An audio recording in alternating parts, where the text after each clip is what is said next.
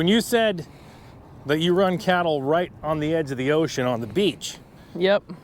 You meant like right on the edge of the ocean on the beach. Started selling ground beef. I sold some to my coaches up there. I'd bring up like 200 pounds at a time and just like deal meat up there too. So I was like the local grass-fed meat dealer. What are you doing, puppies? They are. This is gonna just rot in place, basically. And there's 2 skid marks, actually literally right here on this divot. No. 2 skid marks to the edge, and then that dirt was roughed up. So he must have run and then he got flung off. I think he got flung off by the other bull because there's a whole bunch of messed up dirt. Walk into the school with all the hundreds of kids. He just sits there. Wow. It's kind of funny. That's yeah. nice. I traveled all the way from Montana to meet a 6th-generation rancher that raises cattle right above the crashing waves of the Pacific Ocean.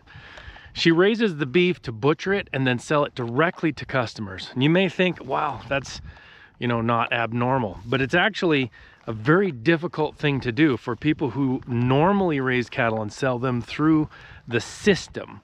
The cattle industry system, where it goes from you to a backgrounder to a butcher and then on to one of the big 4 packers and a retailer like Walmart or Kroger's.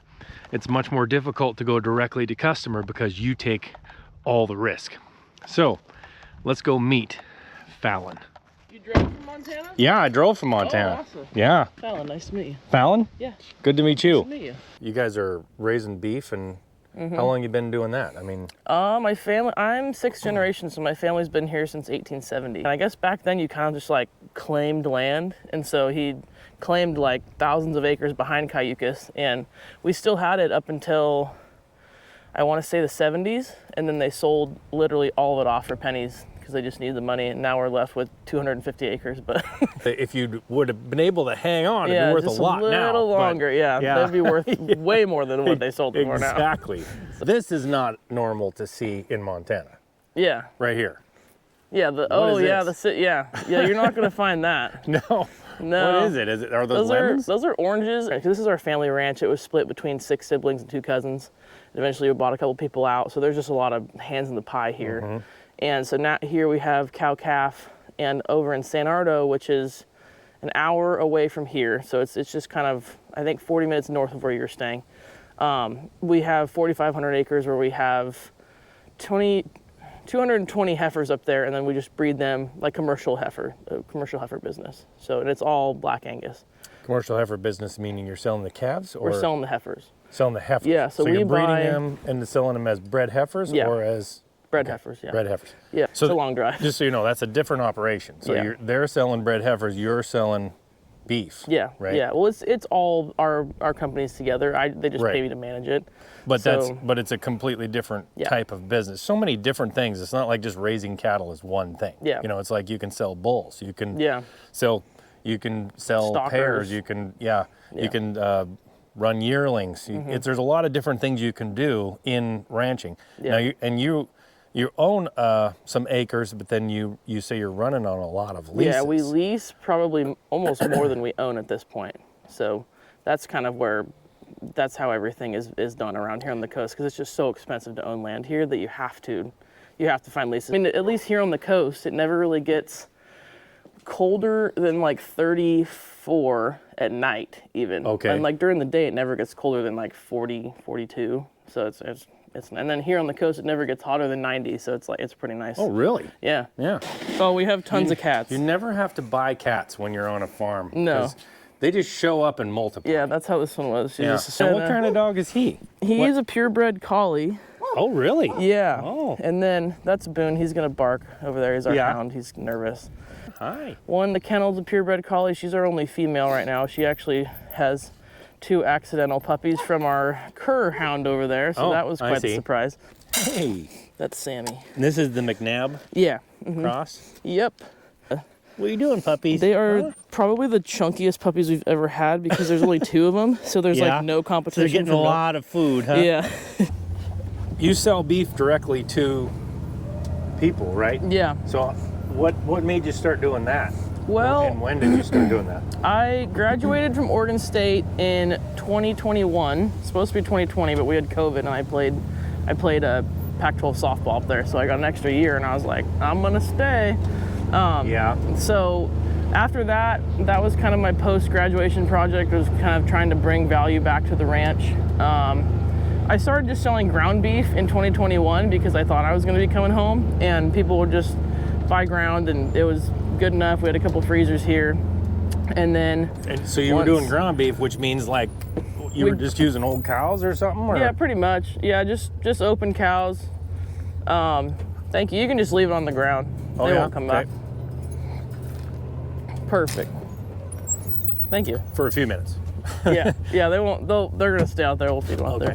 Yeah. So like open cows, meaning the cow that isn't pregnant. Yeah. Right. Yeah. So we just grind them, and everything has to be. I don't know how it is in Montana, but everything that you sell to anyone has to be USDA processed here. Right. And I mean, you can do state butcher stuff if you're selling a whole or a half, but I think it's the same in Montana. Oh, okay. Yeah, because the USDA is just very strict around here. So we had to just take them all to the USDA butcher, which is like 45 minutes away. And yeah, I'd start selling ground beef. I sold some to my coaches up there. I'd bring up like 200 pounds at a time and just like deal meat up there too. So I was like the local grass-fed meat dealer. So you're saying cuts. What do you mean by cuts? Just so everybody knows. Any cut of the animal, just steaks, ribs, short ribs, roasts, ground organs. Organs has been a big thing recently. Really? And yeah, what kind of organs are we talking about? Liver and heart. I sell this stuff called Ancestral Blend. I don't know if you've heard of it. It's 80% ground beef with 20% liver and heart, all ground up. And it's ground into the. Okay. Yeah. So it's just like a nutrient dense ground beef, and everybody loves it around here. Like what do you call it? Ancestral Blend. Ancestral Blend. Yeah. Did you come up with that, or is that? No, that's what it's called from the butcher. Oh. Yeah. Okay. And so that's just kind of what I've been doing recently, and people have been loving it, and I get pretty good money. I mean, the butcher charges me extra to make it, but sure, right. I get pretty good money for it, and people love it. So I make that, and that's good because I can use the organs. I mean, people want to get liver sometimes just by itself, but it's better to use it all. People. Yeah, right. Yeah, not as many people that would eat Ancestral Blend, but right. You know. So you're. These are just our roping calves. They're just kind of. I see. Some little guys that were. So you had to change. Did you have to change your operation quite a bit to do this? I mean, are you still just doing open cows, or? No, yeah, we do those too. Because another part of it is I started selling to about half the local schools here, and so they'll go through 3,000 to 4,000 pounds of ground beef a month, and so I that's what I do. I take, and bulls are awesome because you have older bulls. They have a ton of meat on them, and they're great to grind. And they have fat, and older bulls meaning like 5 years old. Right. I don't keep them for that long. Right. They get too big. Bulls start getting too big and slow and cranky. Yeah. So trying to move them is a pain in the butt when they get old, because they get down in that stuff. Yeah. It's like, no, and they just sit there. And yeah. You're like, great, thanks. Yeah.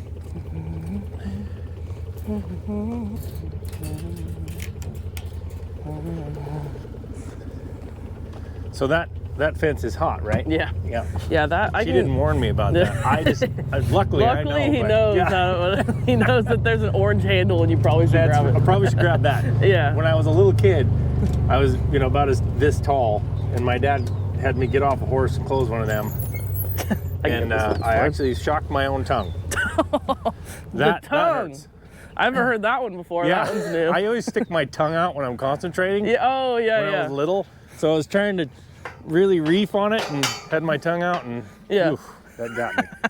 Rural Americans, especially farmers and ranchers, have been under major attack for the last 40 years. And if you want to learn why and how to support them, or become a farmer or rancher yourself, then you want to join one of my communities, either right there on YouTube memberships, or jump all the way to get behind the scenes footage, real in-depth stuff on lifeinthewest.com. You won't regret it. Yeah, my dad and brother, my brother's learning how to rope, so that's why we got those calves, and yeah, they're in right now. We still got brandings and stuff. I gotta go get mine in. Well, they usually live up on that big hill above the avocados over there. Yeah, this area is very good with growing avocados because it doesn't freeze. You can't have it freeze at all. Okay. Yeah. This is Cole. He's the mascot. He's 25 years old. Oh my goodness. He's that old. Yeah, wow. He's just he's a little senile now. He's Oh, I'm sure he is. yeah, he's like he doesn't really "Who are know where he you?" is half the time. Yeah. But, I mean, hey, he's still kicking, so we Yeah. gotta let him amazing. live. So Wow. So this how is did you do this? What did you buy it like this, or? We bought the container from our friend that has a company just over the hill from us. They just get them off of ships, and this is like a reefer, like fridge container, and it's insulated. Oh, it's already made for. Yeah, it's insulated. Like this stuff is all. It's not corrugated, so it's insulated already. And then you put the wall in it? Or? Yeah, we had another buddy from up north put in the wall and the unit to make it, because the old unit's on the back of it from the ship and it doesn't work. Oh, so okay. they just sold us like basically the shell, and then. So basically, it's just an insulated shell. You put in everything else. Yeah. So this is my little storage room to pack all the avocados, and then I just keep the beef boxes and my farmer's market stuff and all that stuff in here. And then this is. So you have a pretty good sized farmer's market, or? I mean, it's not huge, but I do pretty well there because I'm the only one with beef there, and. Oh, really? Yeah, a lot of people. So this is. Yeah. So this is. I also started doing some pork too. I have a couple pigs. So the unit's up there that's cooling it? Yeah. Okay. Yeah, it just shoots it on the right top. down. Yeah. And you're just grass feeding? Mm-hmm. So can you show me something that's got like some yellow fat on it? Yeah, this is one of the leaner ones from one of those, like a younger steer. Okay. So that's like a thinner yellow fat there. And the yellow fat comes from grass fed, right? Yeah. Yeah, Right. that's from I believe it's from the greener color in the grass, I thought. But I mean, still, if there's not a ton of seed in the grass, it won't turn that white color. Yep. So this is just kind of like their natural layer that they Well, and have. I'm sure around here you probably have some pretty good grass. Yeah, Right? definitely. I mean, in Wyoming, some grass-fed stuff in Wyoming, if they get into the wrong grasses, they don't taste that good. Yeah, But yeah. No, and this is probably pretty good grass. Yeah, like this stuff is from like the summertime when the grass is full of seed. So it's just marbled super well. It looks like grain fed. So It does. and it pretty much is like naturally grain fed kind of. So marbled is the fat inside the meat, like in the grain of the meat versus out here. Yeah, I believe that's called intermuscular fat, and this is intramuscular fat on the outside. I remember that from college because it was like backwards. I was like, wouldn't the intermuscular fat be inside the muscle? So I remember that part, but that's where the old unit was that worked. Oh, yeah. And then they just painted over it and they just left it. How many animals are you selling every year in beef? Last year we did exactly 50 actually. So it's getting a little bigger now. Oh, wow, 50. That's pretty good. Yeah. And so it's kind of doubled from the year before, and the schools have been helping a lot because we just slaughter whole bulls. Oh, yeah. Yeah. You said you deliver beef to LA. Yeah, I have a couple of friends down there from college, and they sell it for me, and so I go down there. Oh, do they? Yeah. Yeah, it's kind of driving in LA sucks. Yeah. Yeah, that's not the most fun. I mean, luckily it's actually in Lancaster, so that's not. I mean, it's LA, but like not LA. It's like kind of an outskirt town, but it's kind of like its own little place you wouldn't want to live, but it's more of like an outskirt of LA kind of, so it's not that bad. We're pretty lucky over here. We're pretty lucky. We don't realize how lucky we are because most ranchers don't get a good view, and I mean there's city close by, so we have to deal with that, but we're pretty lucky to be here. Grabbing some hay here, is that what you're doing? Yeah, I gotta load 6 bales. So you're still doing small squares? Mm-hmm. Or yeah, we mainly do. We actually do small this squares? year was the first year we did like big oat bales. Big oat bales? Oat bales, yeah, because we had when we buy those, the heifer business that my dad has will keep around 100 of our own heifers, and then we'll buy the other 100 or 120. Okay, I was going to ask you about that. So some of them are the ones that you're raising, and then you buy some other calves. Yeah, we'll buy like little 9-month-old just weaned heifers, and we'll keep them here and in this field, and we'll horse break them, dog break them, quad break them. You can walk through them. They're like dogs by the time they leave, and so that's when we feed the oat bales. I see. Yeah, so we'll just throw one out there. So can you explain to people what you mean by dog break them, horse break them? Yeah, I guess that might not sound. Well, they might not know what probably don't know what that means. We'll gather them with dogs, so they'll get used to dogs. They won't want to fight dogs anymore. They'll just kind of stay in a herd, and we actually get them to the point where they like follow the human because the dog keeps them herded around the human. And then we'll horse breaking, just ride through them with horses, sort them with horses. Sometimes we work on, you know, the cow horse kind of stuff, sorting cattle with them, and just get them used to that. And then four-wheeler, I mean, we feed them on the Can-Am at the other ranch, so they get used to that there. And then the four-wheeler, we just drive through them. We do a lot of our gathering on four-wheeler, so they have to get used to that. And then we just walk through them ourselves when we do the dog stuff. So they're pretty much used to everything by the time they leave. Interesting thing in Montana is we have, once we got wolves, Oh, yeah. for some reason, the cows that live in our summer where there's wolves, Yeah. really all of a sudden start fighting dogs now. Oh, yeah, I'm sure they do. Now it's really tough to use the dogs on them. They just turn around. Instead of Yeah. going away from the dogs, they're all facing the dogs all the time. Well, that's how we're working on that with our cows, with our pairs right now, because like as a single unit, like just a bred cow or an open heifer, they're fine. But once they have a calf, Right. They're way it's more tough. protective. Yeah. And, yeah. We used to feed 40 of these a day. Oh, really? I never used hooks though. My dad always did. Yeah.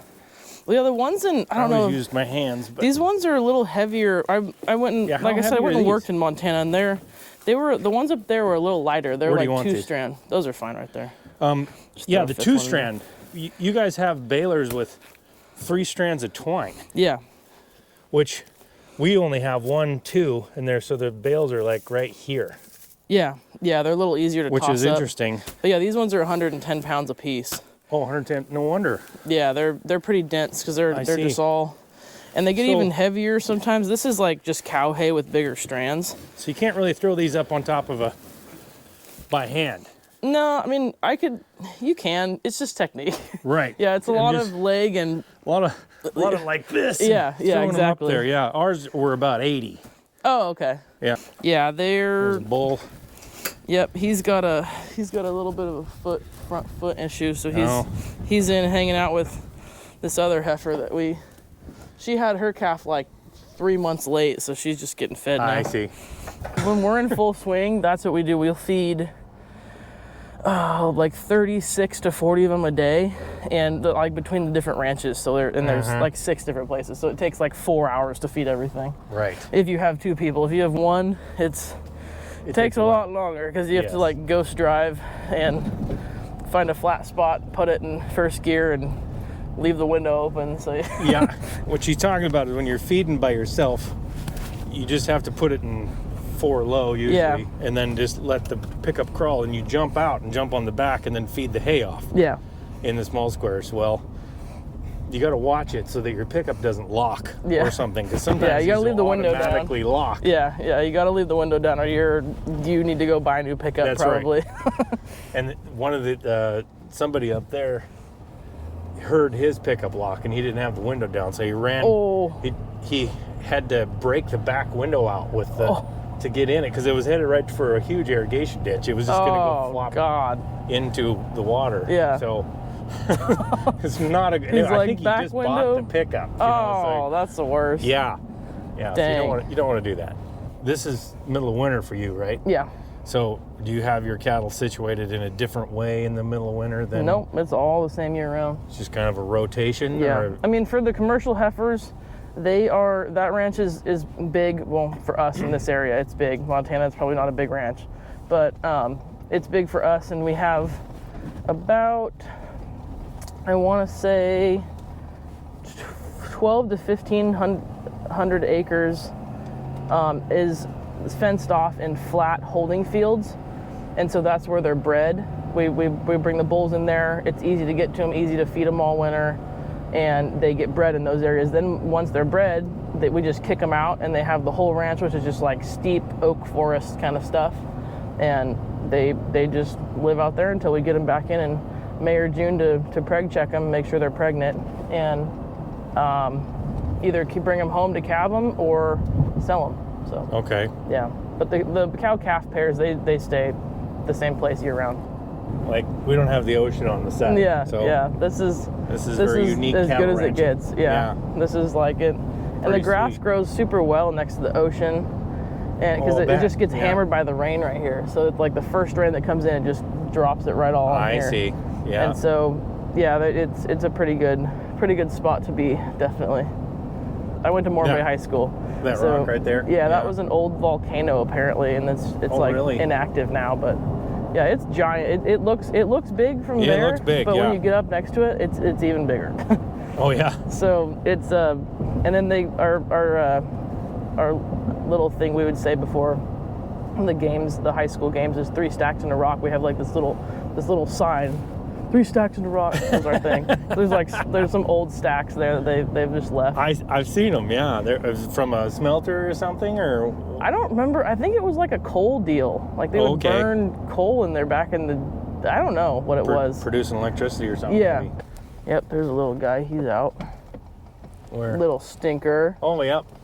What a little stinker. We had one calf this year. It didn't matter what you did. He just walked right out this fence and into the next pen. You know. You're like, thanks. Next time he'd be right back out to somewhere else. Yeah. So is this part of your guys' place or is this a lease? This is a lease. Okay. Yeah. It's a windy one at that. Yeah, it's very windy because there's nothing to block the wind right here. Yeah. I'll just attach to this. Sounds That's good. fine. Well, no, we better close it behind us just in case. Close it. Yeah.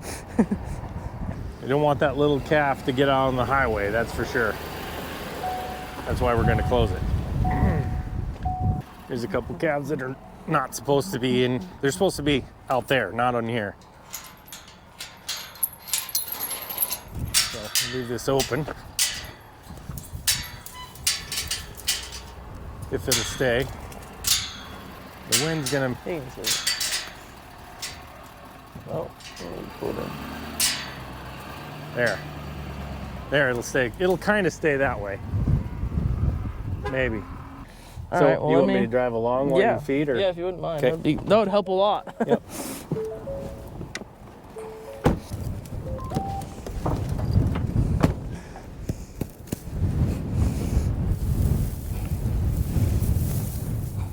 All right, good to go.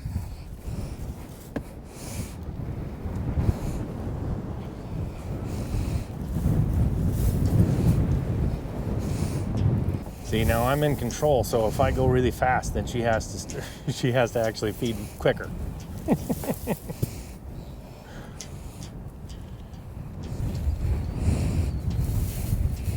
is the part that the little kid usually does. So I'm getting to do the little kid part, making her do the work. Oh, hello.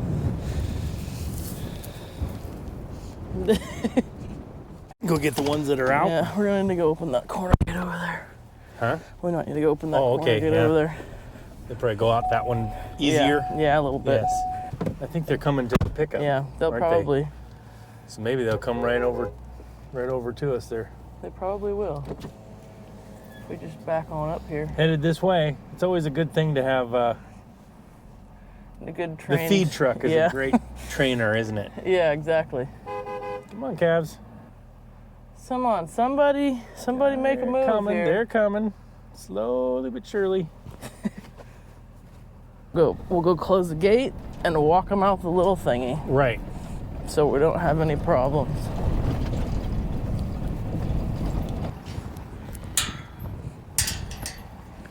It's crazy how they find that one little wire one little in the middle spot of that that's little not, section. And then to get them back in, you can't get them to see a huge gate. Yep, exactly. That's calves for you. That's how it works. Yeah, calves are always unpredictable, so you got to always be aware, right? Yep. They might go totally the opposite direction of where you want them to go. Yeah, sometimes they'll scatter and just make a new hole in the fence. There you go. Go that. That's the wrong way. Totally the wrong way, kid.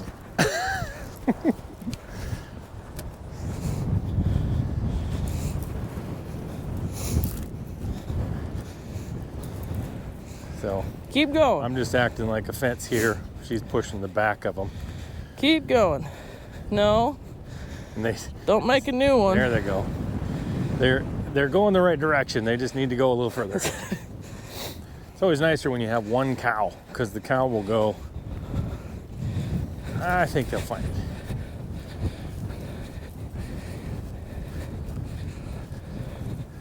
There they go. Look at you, so smart. They got her figured out. So smart. Well, you got to actually first make sure you can shoot off. Yeah, exactly. Hello, how are you? Good morning. Caramel frap thing. What is it? The blended one? Yep. Do that one. Got it. And then if you could heat me up a ham and cheese, that would be great. Got it. And then whatever he wants. I just want a coffee. Yep. What size? 8 over 16 ounce. The 16. Let's go with the 16. Might as Medium or well. dark roast? Medium. I've never had liver and onions, but I hear it's pretty strong I taste. had it many times growing up. Oh, you grew up with it. Yeah, my dad. I was a hunter, and that was a thing. Get the deer, and you fed around and pass around the liver and onions at night, drinking whiskey. Right. Man. Right. Drink a Yukon Jack. Have a little liver and onion. Exactly. Manly, huh? There you go. Never tried it. I've heard that people growing up with liver and onions, my dad hated liver and onions. My dad so- does too. That's all they used to eat when they were kids, apparently. Right. They had a lot of it growing up. So. But I mean, hey, I'm it's not really sure. good for you. So, you know, maybe they're on to something. Right. Maybe they weren't giving the kids the bad I stuff. don't know. This is the China Harbor Ranch. The China Harbor Ranch. Yes. So we're on, and the ocean is right over the other side. Yeah, the ocean's literally right over the hill. Okay. My dad did a study here when he first got here, I don't know, 20-something years ago. And there was no corral. Well, that was actually the old corral down there. It's just nothing but posts now. Oh, but I see it, yeah. He did a study where he just kind of like flustered the cattle, and wherever they ran, he put the corral. And so, Oh, sure. yeah, Right.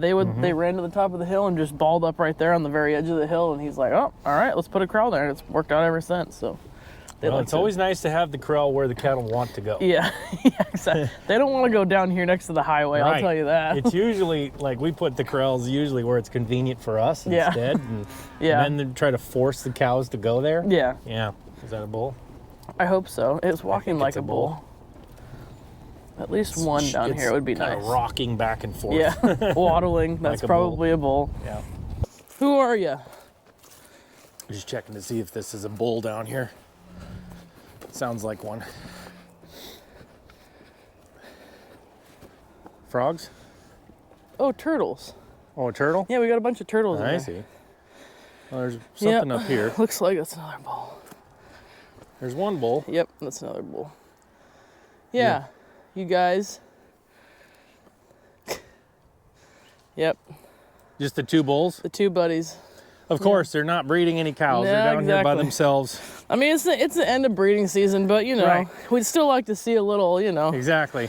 a little Maybe that's a good enthusiasm. sign. Maybe Yeah. that's a good sign. There's nothing left in heat. Yeah, hopefully. Yeah. This is the top. You got water up here too? There's that tank down there is actually, there's a well right there halfway up the hill. Okay. We pump it into that tank for the lower trough, and then we pump into this. There's a top tank up here. You can see it in a minute that we pump for just for this trough, and then everything else is, there's a spring-fed trough over by the ocean side, and then a pond, a natural pond over there. Okay. Well, it's not natural, but the water flowing into it is natural. They dammed it up probably 30 years ago, but so there's plenty of water. Oh great, it looks like the bulls blew out my holding field fence. That's nice. Oh yeah. There's a big hole in that corner over there. Perfect. Yeah, so this is oh, there's my other red steer. Usually they hang out together. They're brothers. So this is the good part. I gotta find my other bull while I'm here. Oh, I see the other steer. Yeah. The red one. Yeah, he's hanging out without his buddy today. Okay, so when you said that you run cattle right on the edge of the ocean on the beach, Yep. you meant like right on the edge of the ocean on the beach. Quite Look literally. at this. So we're up above a cliff, for no other word. It's super, super steep, right down to the ocean. Cameras always make this look less steep than it is, but this is absolutely incredible right here. Yeah, I would say And that's at how far least down? 200 yards probably. Yeah, at least. It probably, looks probably more. closer, but when you're down there, it looks pretty far. Yeah, when you're looking up. That's a long ways. Yeah. That's incredible. And the cows go down there every now and then. Actually, they'll go down and pick at that little green stuff between the brush, but I've never seen them way down there, but they'll come on these little shelves right here. So is this the train station then? Kinda, yeah, for this ranch. This is kind of the train station with something. Okay. When something, you know, if the Right. highway's on the other side, so if something know. dies close to the highway, we'll bring it up here. Right. Yeah, for lack of a better term, the For train lack station. of a better term, this is the train station. Yeah. This is something that I don't see every day, that's for sure. This is, and so the cattle, do they come down? I mean, obviously they're Yeah, eating they'll this walk. stuff, There's so this little trail. They'll walk and they they'll go eat all down that to green that- stuff down there, and that they'll walk stuff. across. Yeah. do they ever go down to the shore? Or? I've never seen them down here, but on the backside they do go down to the There's shore. a lot more brush here, not as much grass, I suppose. Yeah, that doesn't grow too well down Yeah. there because it's choked out. But yeah, they'll come and pick. Like, there's some pretty tall green stuff in there that they pick at. You got a sailboat out there. I mean, the waves are pretty big today, actually, but I mean, even when they're small, those rocks are just sharp. Like, you do not Oh, want to I'll get bet. caught down there. I'll bet you don't. You want to stay away from that. Yeah. Wow, this is pretty cool. Yeah. So this is look This at is those. more of the paradise kind of Is that like section. volcanic rock? Yeah. Yeah, there's a lot of rocks around here. It's Lot of mostly like rock, huh? sandstone stuff, but And that's weird because it's like huge river rock. yeah. there. Yeah, there's all kinds of rocks here. Like, every now and then a big thing in this area is jade.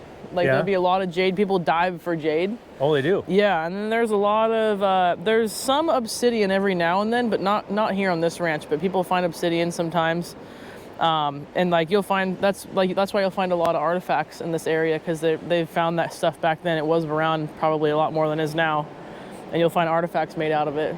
But So yeah. I'm not a huge fan of swimming in the ocean or getting wet in the ocean at all because of the sharks. I always think about the sharks. yeah. What's your opinion on that? I agree. I mean, I get creeped out even if like a seal will come up and say hi to you. Right. I'm just like, oh, thank you. Exactly. Don't touch me.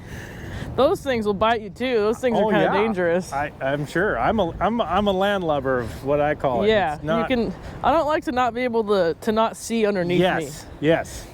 We got some seals out there. It's where I don't want to lose my hat because Yeah. you got some. Oh, are those seals out there? Yeah. Yeah. Yep, I see their them little floating. head. There's some otters too. There's one sleeping on a rock right there. We're at. That little white body on a rock over there. Like 2 rocks that way are the blackbirds. Really? Yeah. That's a seal? Yeah. Yeah, they're actually not black. They're actually like a light gray color, but they just look dark when they're in the ocean. Weird. I don't know if he's sleeping. He might be dead. Yeah, there might be a dead one there. I don't know. He looks like it. I doubt they would perch up like that if they're dead, though. So there's the seals out there. See their heads bobbing up and down. Yeah, every now and then there's dolphins, and you can see whales out here too. The dolphins are funny. They'll actually like interact with people. There's the cormorants or whatever. Oh, they there are. he is. He's alive. He's just taking a Oh, nap. sure enough. Yep. He's just got his head up. He's just leaning over the rock taking a nap. What in the world? There's a whole bunch of them that sit out here. That's pretty cool. Interesting place to ranch. Yeah, they used to farm abalone out here too. Actually, our neighbors are the abalone farm. Abalone, Abalone, yeah. which is Those fish? they're a little shellfish. You're right. They probably don't know what they are if they're not in I've California. heard the name, but I don't know what it is. Yeah, they're like a little. Well, they're not little actually. Some of them can get up to like 10 inches big, like big. They're like one shell, and the ones that have like the rainbow shell. That's like if you shine it to the sun, it's like kind of rainbowy on the inside. Okay. But they're pink on the outside. Huh. I'll have to show you a picture of them. Yeah. But yeah, they're a big shellfish, and they used to be a huge thing that the Indians would eat here. And then when the Chinese came over on boats, they would actually farm them in the bays here, and then it became illegal because they actually went extinct, but they came back. Oh, really? Yeah, so now they're protected. But I see. there's a big abalone farm where they actually grow them in like these big water trough things. Oh, okay. And so they'll just latch onto the side of the cement trough, and they'll just grow, and then they'll harvest them to eat. I see. But they're out of business now, but they still have all the facility there. 2 years ago? No, 3 years ago now, I was missing a bull. He was my first year bull, just turned him out. We put him out with another 3-year-old bull that was bigger, and I'd been missing him for 2 days. I'm driving around everywhere, called a neighbor, no bull. I'm like, you know what? Like, it's never happened, but I better go check the ocean, you know? So I'm driving the quad. It's dusk. It's like 5 minutes till dark, and I'm just like, I gotta keep looking. because I need to finish this whole thing. And I'm driving. I parked the quad over there, I look on this gully right here, and I'm like, no. So I drive over to here, and then I'm like, I just happen to turn around, and it's recently sunk in more to the ground since then. Yeah. All that gray was actually brown. Was And, actually what? oh, my bucket's actually still there from the bull. That's Yeah. funny. The water bucket for the bull's still there. So I just happened to look behind me, like right before dusk, and the bull is sitting there eating like the grass right there. And I'm like, oh, really? Down are on the you shore? kidding me? Yeah, Oh, he was, man. yeah, the poor guy. And so he'd been there for 2 days and Wow. with no water. No water, there's yeah. a little spring there and he was like licking the spring water. Okay. But the poor guy was super sore because he had to walk on these rocks, and there's a little cave actually in there that he was living at. Oh. And so So you can see that, I mean, right here, the cattle have been right up to this Yeah. edge. I mean, Yeah. they've eaten this edge. There's cow patties right there, so they do come down here. It's just Yeah, somehow he fell. Well, the funny thing was, I was looking around this whole cove because he kept walking back to here. So I'm like, he must have come down right here because they Right. don't just walk and play, they're not. And I come back to here and I look, and there's 2 skid marks actually literally right here on this Oh, divot. no. 2 skid marks to the edge, and then that dirt was roughed up. So he must have run and then Well, he tried got to flung stop off. I think her. he got flung off by the other bull because there's a whole that bunch of could messed be. up dirt. Yeah, that could be. And so then you could see on like a groove like this that he had slid down and then fell the last 10 feet. Oh my goodness. So he didn't actually fall the whole way. He Sure. like totally slid, and the whole hind end of him was just raw skin. It was like Oh, yeah. no hair. So I was like, he must have just slid down right on his bum, fell onto the rocks, and there he goes. So we called Cal Fire the next day. My dad and my brother, I was the anchor. We tied like a couple like heel ropes together, like extra hard heel ropes, and they would, not gonna flex. And they climbed down with some hay and a bucket of water and gave him water the next morning. And he lived, and he was thin, but he lived, and the Cal Fire came out and they had to tranquilize him.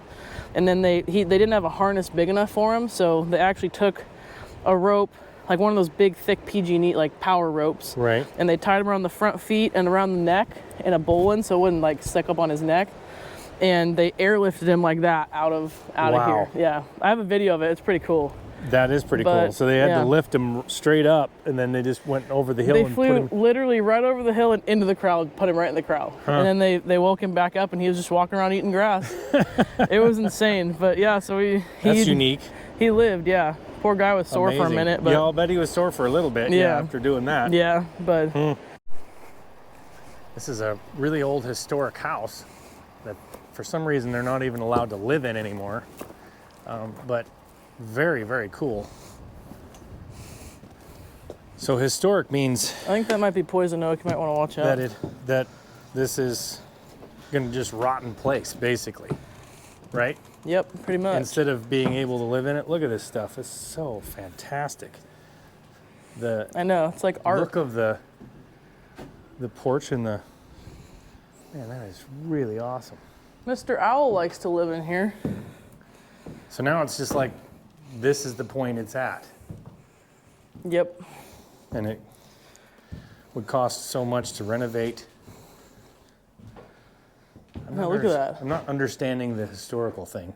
Look at the fireplace. I know, that's like handmade Oh, absolutely. back in the early 1900s. Yeah, somebody just had to curve the chimney, so they just just made a bricked it in. little turn there. fantastic. Oh. Yeah, there's all kinds of stuff in here. And so this has got to be before 1900 or around 1900? Probably before. Because they always did at least 10-foot ceilings. Yep. I'm not sure why. Love them. Yeah. Love the fact that when they do these super high ceilings, but Yeah. they used to do that all the time. Even around like 1910, 1915, Yeah. they would always do these big high ceilings. It looks like the doors are super high. Yeah. They used to have transoms. Oh, those are little things above them? Yeah, they used to do the door and then a window above the door. Like I'm that? not sure why. Like that one right yes, Yeah. like that. Just for some extra light. It's great. I mean, Yeah. it's fantastic, but Yeah, I wonder what's in here. they don't Let's build look in things. They don't build a lot of stuff like that anymore. here. No.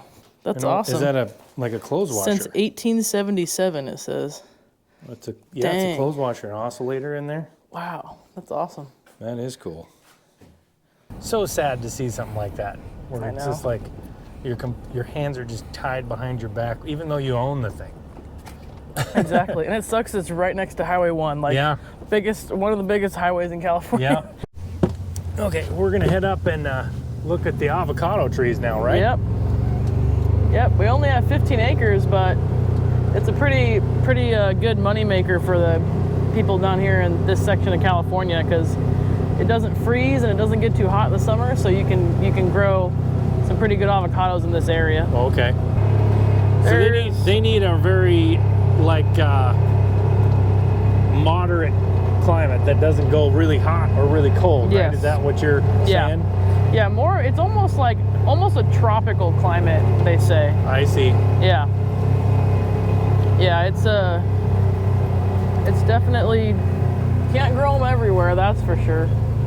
I'm trying to find my honey hole tree. I might have passed it. And they take like 5 years to get to where you're actually getting anything off of them. Yeah. Is that what you said? Yeah, and it's So that's not a great crop. I mean, these are, we put these in 2013. Yeah. So they're what now, 12 years old now? And we just started we got our best crop actually last year ever. Oh, okay. But I mean, they're pretty decent crops, but they just keep getting better and better. I mean, unless you have your, like this, well, I take that back. This last year was probably the worst year we've had. We had our off year, but the year before was our best year. So okay. They'll switch off. You'll have an off year and an on year, and it's this last year was our off year, and it's looking pretty good for next year. Looking definitely better. But luckily, I've been just selling most of them locally. We don't even have to do like a big general pick anymore. Deer eat them or anything, or? No, well they would, but we have the deer fence up. Oh, okay. Yeah, you have to have that, or the deer will just completely ransack them. I'm sure. But everything loves the fruit themselves. I'm trying to find my good tree. I don't remember where it was. I remember what row it was. I think it was like 12 or 13. There's a bunch of them hanging off of that one. Those are next year or this coming year's fruit. So that's funny thing. The coming year. Yes, that's what they look like when they pick them in Mexico and store them in buildings for a year and then sell them.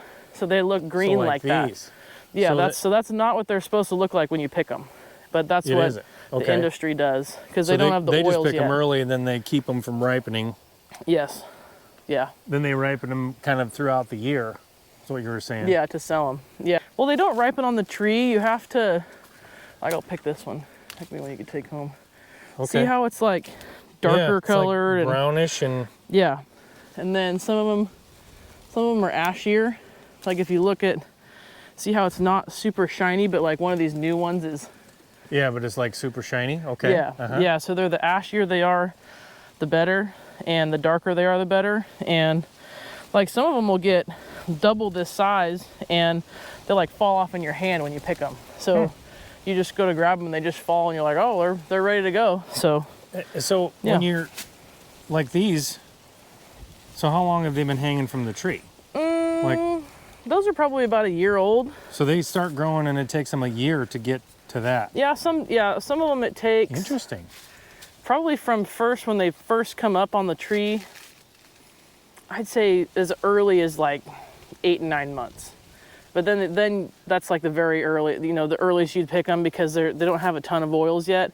But like these guys are probably closer to a year, and they can hold on the tree for up to 18 months though. So if you don't want to pick them and it's not super windy and they don't blow off. Oh, they'll just stay there. Yeah, they'll just stay there. So and then these, so these you're saying are ready to pick, but they're not ripe? No, avocados you have to ripen. They don't ripen on the tree ever. So you pick them off and then they ripen. How long does it take to ripen them? So those will probably take, like if you leave them in like a warmer area, like people leave them in the windowsill or something, those will probably take like a week to ripen. So, yeah, because like at the grocery store, they've already been ripening for, if the grocery store picks them like green like that, because those are like almost grocery store size right there. Right. If they pick them that green, those will take 2 to 2.5 weeks to ripen if you pick them now. But these ones that are older and have the oils will take only, 5 days to 8 days to ripen. Yeah, the squirrels and the rats and the coyotes and the vultures and everything loves avocados. Like everything. Really? So like, yeah, any animal that like eats meat or, well, any animal, because it's like, protein. Yeah, it's either like the ones fat and protein. Yeah, the animal, like our dogs love them. I know they say you're not supposed to give them to your dogs, but I've never had an issue with that. Yeah. But dogs love them because they're like kind of taste almost like meat, like they're thick and oily. Right. And then like squirrels that eat seeds love them because like they're basically just a big seed. So everything loves them. It's like it's hard to keep them when they fall on the ground. The buzzards are over here eating them off the ground. Yeah. It's like, God, come on now. These ones are almost 18 months old. I can buy a mid-sized pig for $125, where Right. a cow, if you buy a mid-sized cow, they're $900. A lot. Yeah. Yes. So, and the pigs are, you know, 500. I mean, the processing here is absolutely insane. Like for cattle, Really expensive, you mean? very expensive. For cattle, I don't know what it is in Montana, but it's for cattle, for an average like 1,400, 1,500 pound steer, it's $2,000 out the door to get them slaughtered for one animal. Wow. And the cost of that, like the opportunity cost at the sale for that right now is like steers and fat heifers are going for $2,200 at the sale right now. So like by the time you're said and done, you're in it, you know, after gas and all the other fees to, you know, take them there and you know, this or that, you're in it like $2,300 or $4,300. So that's why the meat's so expensive here, because processing is just insane. Yeah, processing that's a lot. Yeah. This is Franklin. He's the mascot. He is he is my sweet boy that is halter broke, and I take him to, he was my last bottle calf that I told myself I would get attached to, because every year I always do, but from now on I said, nope, you can't get attached to him anymore because you can't keep him. And so he's my little boy, my last one. He's halter broke, and like I said, I sell to the schools, and the schools will have me come out once a year for a field trip, and I'll bring him. I see. And all the kids will get to pet him, and you know, that kind of thing. Until he decides he's going to, yeah. Hi, sweet boy. Yeah, he's my little boy. Yeah. My little baby. The gentle one. Yeah. Yeah, he just, you walk him, park the horse trailer in the parking lot, he'll jump right out on the asphalt. Oh, yeah? Walk into the school with all the hundreds of kids, he just sits there. Wow. It's kind of funny. That's nice. Yep. That's pretty hard to do when they're sitting there with that much activity around them. Yeah, I took him with little kids too, and he just stands there and they scratch his belly, and he just stands. Doesn't care a bit, huh? No, he's fine. What's his name? His technical name is Franklin, but I call him Sweetums. That's what he comes to. Oh, I see. Yeah. He's my Sweetums. And he'll You're kind of spoiled? Oh, Is that what you are? Yeah, he's spoiled. Yeah, he's very spoiled. But The funny thing is what I did with him that's different from all the other bottle calves I have is like I actually reprimanded him and like made him like kind of respect me like a mom almost. Like the other calves, they'll come up and headbutt you and you're like, oh, just walk away. But with him, I'd smack him and like make him mind, and it helps so much. Now he's like so respectful of people, and he doesn't want to like fling his head and hit people like a lot of the other ones do. So teaches you to respect him a lot better. Yeah, so he's because they can get pretty pushy. Yeah. Those bottle calves are insane. They get really pushy because when they think that they can get away with something. Yeah, so he's good around kids. So So my dream is to have this tree be giant and have a little swing in it someday. Okay. So my grandkids can come and swing next to the pond, and we can have little picnics. And what kind of a tree is it? This is an island oak tree. An island oak. Yes, okay. I think they're from Catalina Island originally. That's what I think he told me. And so he grows them. He has a little greenhouse right over the hill here, and he's super into this silvopasture thing. And apparently this is from Spain, and these things are like sharper than barbed wire. So they cut them in a specific way, and they attach it with rebar, so it's like flexible. Yeah. And it's not rigid. So like when a cow rubs on it, and if something is super rigid, they'll keep scratching. But since this bends, they can't get a good scratch on it. So they haven't messed with it. This has been out here for 2 months already, and they've tried, but they just walk off because it bends so much. I see, because it doesn't really get them a good itch. Yes, exactly. And it's too sharp, like if they want to, if they catch an eye on it or something, it's gonna, so they don't really mess with it. But so you put this little deal around it for, I think he said like, I don't know, 3 years or something, because they're super slow growing, oak trees are. Yes. And very, very slow. Yeah, and so if you see like the leaves already coming out, so the cow, these are designed so that they'll grow up and the cattle will trim them from the sides, so then they don't start growing out till they get this tall. I see. And this is 5 so they foot right here. come up, they'll grow out of this thing, but anything that grows out, the cows will eat it off. Yes, and so that's how. I see. That's a way of protecting, and a lot of people will just make a fence like around a tree, and then the earth around that won't be grazed, so it'll be like we said earlier, it'll just grow with weeds and stuff, and nothing Right. will fertilize it super close to the bottom. But with this, they can get up close to it, pee and poop next to it. Because the branches won't start till here. Yeah, Right, and then this okay. way, when like if you were just to fence it off with a 10-foot fence around it, like the branches just start growing out and it'd just be like a little bush. But this I see. will actually get a really good trunk going straight up because the cattle will trim it naturally. And that's the idea behind it. And we planted it here because it's between two little springs, and oaks like to be on higher points next to water. So this is like a perfect environment for it because there's a spring like 10 feet on each side of it. We're in Cayucas, Yeah. and you can see the fireworks there, and then there's some in Morro Bay, so you just sit here and watch both sides. Boy, that's pretty phenomenal. Yeah. See the ocean over there and ocean over here. Yeah.